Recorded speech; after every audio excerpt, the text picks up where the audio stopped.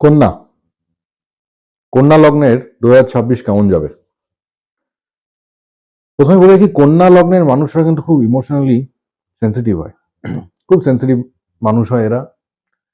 এদের মন বুঝে চলাটাই বাকি লোকজনদের উচিত। ঠিক আছে? সেখানে একটা জিনিস আমি সবসময় বলবো কন্যা লগ্ন যাদের, যে আপনারা ইমোশনাল ম্যাচুরিটিটা কিন্তু বাড়বে। এটা খুব দরকার। ঠিক আছে? এটা খুব দরকার। একটা ইমোশনাল ম্যাচুরিটি কিন্তু বাড়বে। তো আপনি যে জিনিসগুলো দুঃখ পেতেন বা যে জিনিসগুলো হার্ট হতেন, সেগুলো দেখবেন আর ফিল করছেন না অত। ঠিক আছে? কারণ আপনার ম্যাচুরিটি বেড়ে গেছে। কেন? কারণ কন্যার কি হচ্ছে, কন্যার দশমে কিন্তু বৃহস্পতি আসবে। ঠিক আছে? মিথুন মিথুন হচ্ছে 10 নম্বর, কর্কট হচ্ছে 11, সিংহ হচ্ছে তার 12। ঠিক আছে? তো কন্যার দশমে বৃহস্পতি আছে, যেটা অত্যন্ত পজিটিভ। কেরিয়ারের দিক থেকে দারুণ কিছু সুযোগ আসতে পারে, বা যে অর্গানাইজেশনে অলরেডি কাজ করছেন সেখানে হয়তো কর্মের জায়গাটায় আরো ভালোভাবে আপনি ফুলে ফেপে উঠবেন। ঠিক আছে? প্রমোশনের যোগ আসতে পারে, বা ধরুন আপনার দায়িত্ব অনেকটা বেড়ে গেল, সেটাও খুব ভালো সাইন যে দায়িত্ব বাড়ছে। ঠিক আছে? সবসময় যে অর্থ দিয়ে ব্যাপারটাকে বিচার করতে হবে সেটা কোনো মানে নেই। আপনার দায়িত্ব বাড়ছে কারণ আপনি কেপেবল, আপনার যোগ্যতা আছে, তাই আপনার দায়িত্ব বাড়ছে। এটা একটা ভালো সাইন। তো এই জায়গাগুলো আপনি পাবেন। আরেকটা ইম্পর্টেন্ট যেটা পাবেন সেটা হচ্ছে আপনার সপ্তমে শনি, আপনার ম্যারিড লাইফে স্টেবিলিটি ফিরে আসবে।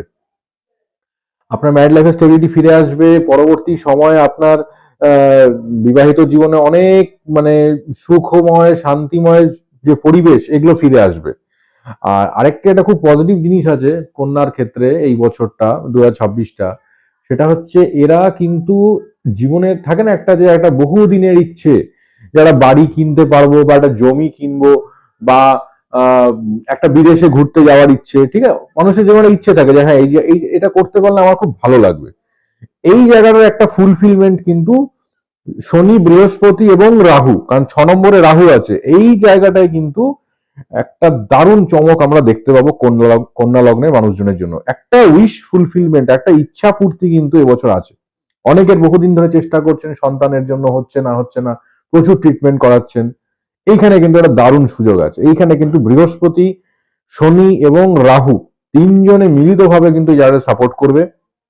আরেকটা যেটা সাপোর্ট করবে সেটা হচ্ছে আহ, আপনার নতুন কোনো প্রপার্টির জায়গাটা কিন্তু অ্যাক্টিভেট করবে। নতুন প্রপার্টির জায়গাটা অ্যাক্টিভেট হবে কারণ চতুর্থ ঘরে বৃহস্পতির দৃষ্টি পড়ছে। তো যারা চেষ্টা করছেন নতুন কোনো বাড়ি বা ফ্ল্যাট কিছু চেঞ্জ করার বা রেনোভেট করার, অবশ্যই করতে পারেন।